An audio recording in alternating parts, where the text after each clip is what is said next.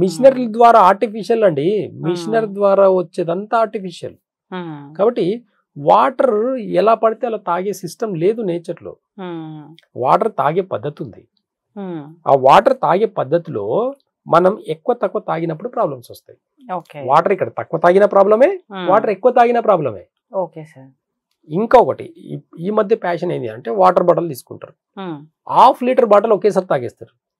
కొంతమంది litre water ఒకేసారి తాగేస్తారు.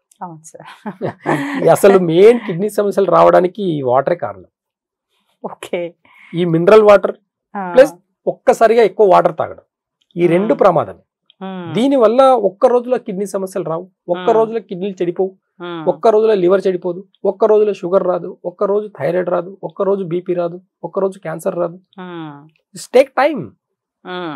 బ్లడ్ లో ఎప్పుడైతే ప్యూరిఫికేషన్ అనేది నిలిచిపోతుందో, ఎప్పుడైతే కిడ్నీ ఓవర్లోడ్ అవుతుందో, వాటర్ ఎక్కువ తాగడం వల్ల కూడా కిడ్నీ ఓవర్లోడ్ అవుతుంది. తీసుకోలేదు. ఒక వాటర్ బాటిల్ తీసుకుందాము, దాంట్లో 1 లీటర్ పడుతుంది, మనం 2 లీటర్ వాటర్ పోస్తే ఏమవుతుంది, కింద కారిపోతుంది. లీటర్ పడుతుంది, లీటర్ వాటర్ కింద పోతుంది.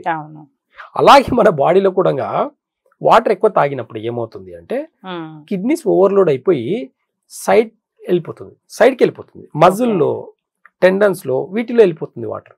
అలా వెళ్ళినప్పుడు మనం జర్నీ చేసినప్పుడు ఏమవుతుంది, మూత్రం అలాగే ఆపేసుకుంటాము, ఈ లోపల కాళ్ళు స్వెల్లింగ్ వచ్చేస్తాయి.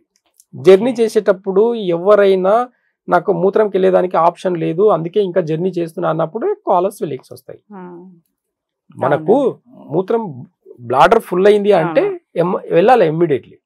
బ్లాడర్ ఫుల్ అయినా సరే అలాగే ఆపుకొని వెళ్ళడం వల్ల అక్కడ ఏమవుతుంది, బ్లాడర్ ఓవర్ఫుల్ అవుతుంది, కిడ్నీ ఓవర్లోడ్ అయింటది, పైనుంచి మళ్ళీ వాటర్ తాగి ఉంటారు, కాళ్ళ స్వెల్లింగ్ వచ్చి ఉంటుంది.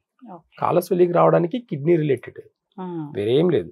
అంటే వాటర్ ఎక్కువ తాగిన ఇక్కడ ప్రాబ్లమే, వాటర్ తక్కువ తాగిన ప్రాబ్లం.